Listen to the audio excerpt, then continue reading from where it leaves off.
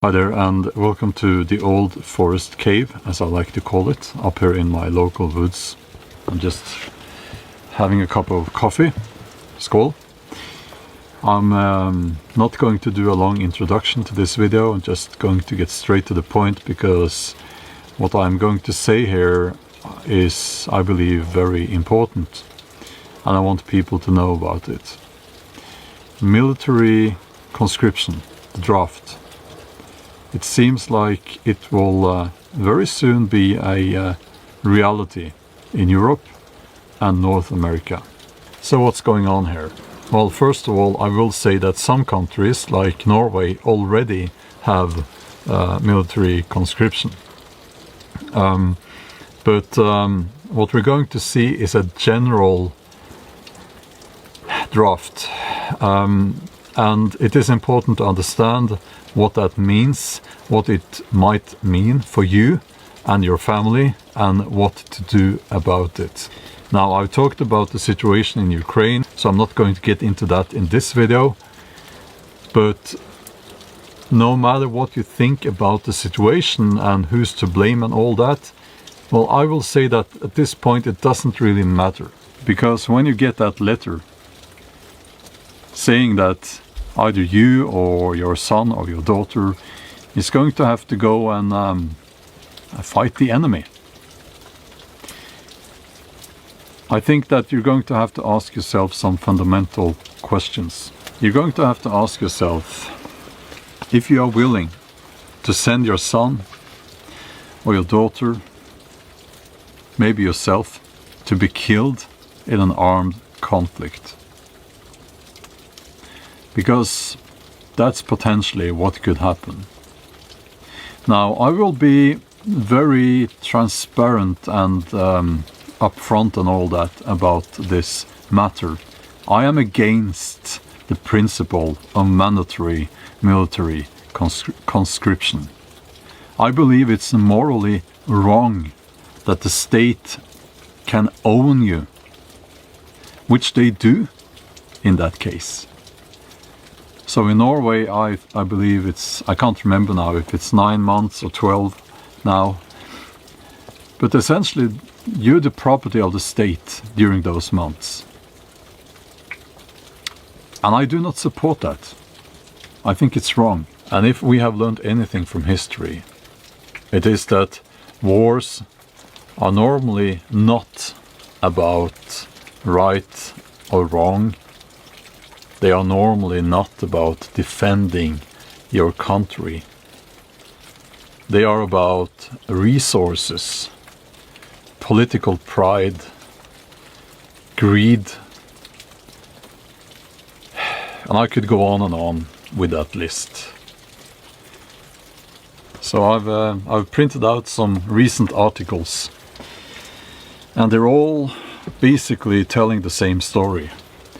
They're saying that Russia will attack the West within a few years, and because of that we have to upscale everything military, the defensive forces, and we have to implement the military conscription. So here's from the Telegraph. They're writing, "Public face call-up if we go to war.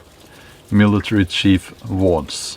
And they say that the army, this is, I believe, in the UK, is too small, and the British public will be called up to fight. And here it says that Putin could attack NATO in 5 to 8 years. That's the German defense minister who says that. And they're all calling for more money, more resources to the military. Large numbers of civilians will need to be mobilized in case of the outbreak of war, and governments should put in place systems to manage the process.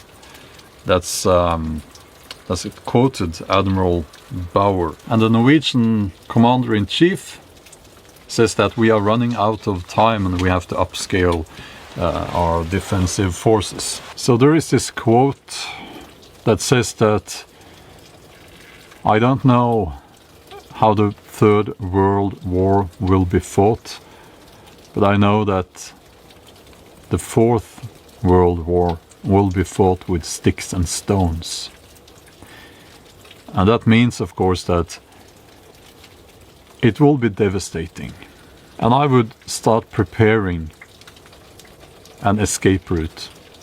Now, I know it sounds dramatic, but I would start at least thinking about what to do before you get called out to the military, to join the military, before your son or your daughter gets that letter.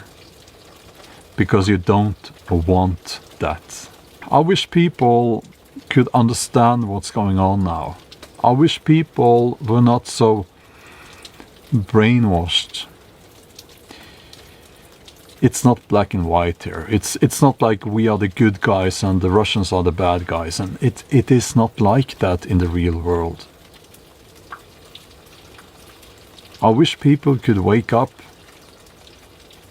because we have to refuse to take part in this.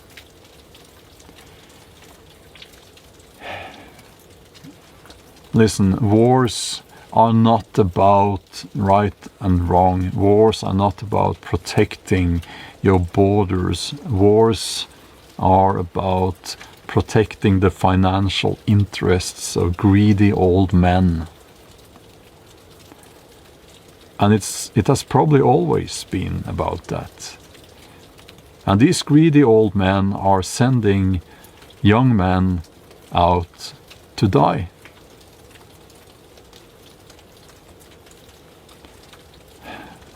And I was, and it's not right. And we must refuse to be part of that.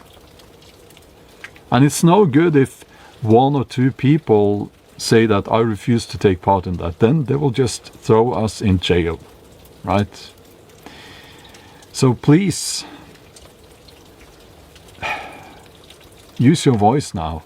Now, of course, a message like this one is not popular among the establishment.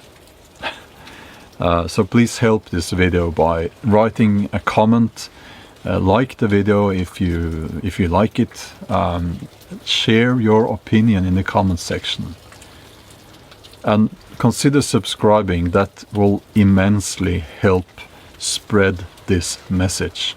Now, I have here in my notes, in my little book here, also that a war may and probably will be used to implement new laws limiting your freedom and restrictions, limiting your choices, more censorship, new taxes, because someone has to pay for all the weapons and all of that, you know, the taxpayers.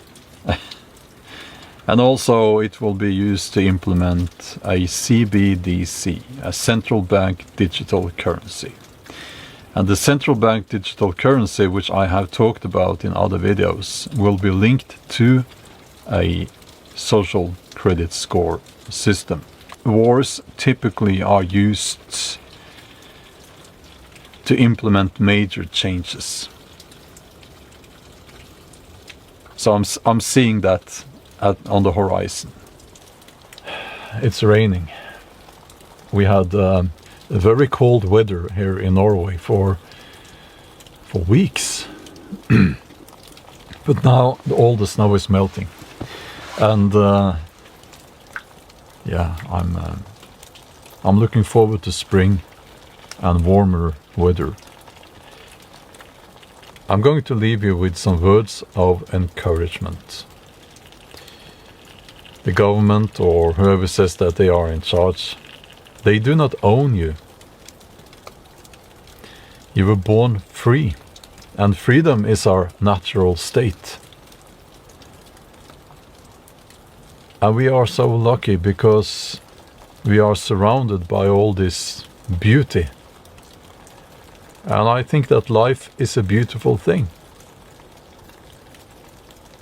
So go out there and seek adventure and live your life.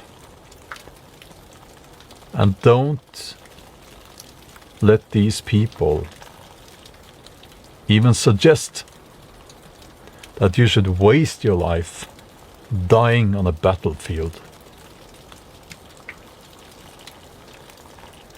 for nothing.